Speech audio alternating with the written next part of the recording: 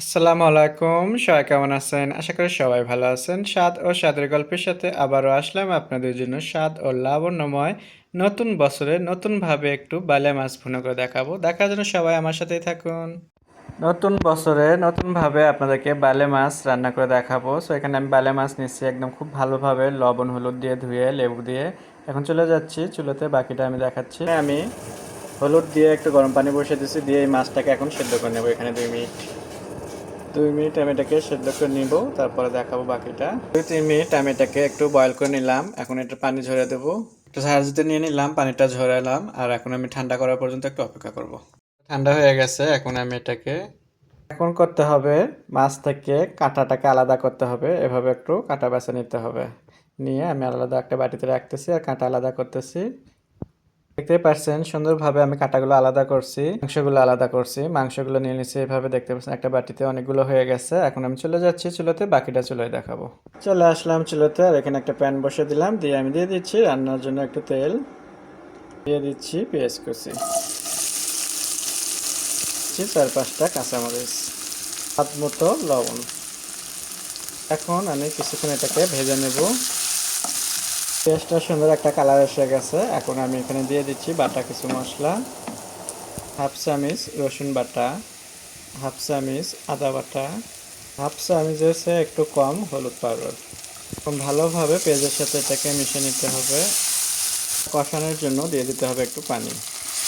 গরম পানি দিয়ে দিলাম, দিয়ে আমি এটাকে ভালোভাবে একটু কষায় নেব 2 থেকে 3 মিনিট। মশলাটা ভালোভাবে কষানোর পরে একদম তেলের উপর উঠে গেছে, দেখতে পাচ্ছেন, আর সুন্দর একটা গন্ধ এসে গেছে এখান থেকে। আর এখানে দিয়ে দিতে হবে এখন আমি একটা টমেটো কুচি করে রাখছিলাম এটা। টমেটোটা দেওয়ার পরে এটাকে ভালোভাবে আবারও কিন্তু মশলার সাথে এভাবে মিশিয়ে নিতে হবে। টমেটো দিয়ে আরও কিছুক্ষণ এটাকে আমি ভালোভাবে কষা নিচ্ছি, দেখতে পাচ্ছেন টমেটোটা একদম সিদ্ধ হয়ে গেছে। আর এখানে দিয়ে দিচ্ছি ভাজা ধনের গুঁড়ো, ভাজা জিরের গুঁড়ো। এখন আমি এটাকে আবারও মিশিয়ে নিচ্ছি। আর এটা কিন্তু আমি একটু মশলাটা কষানোর পরে দিলাম, যেহেতু এটা ভাজা।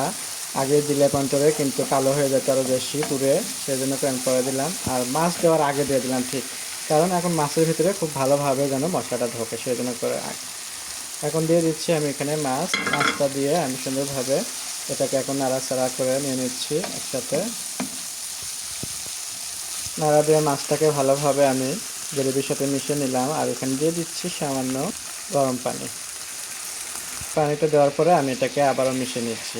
নিয়ে আমি এটা কিন্তু এখন 2 মিনিটের মতো ঢাকনা দিয়ে একটু ঢেকে দেবো। ঢাকনা দিয়ে শুধু রেখে দিলে হবে না, আমি কিন্তু ঢাকনাটা তুলে আবারও একটু নাড়াচাড়া দিয়ে নিলাম।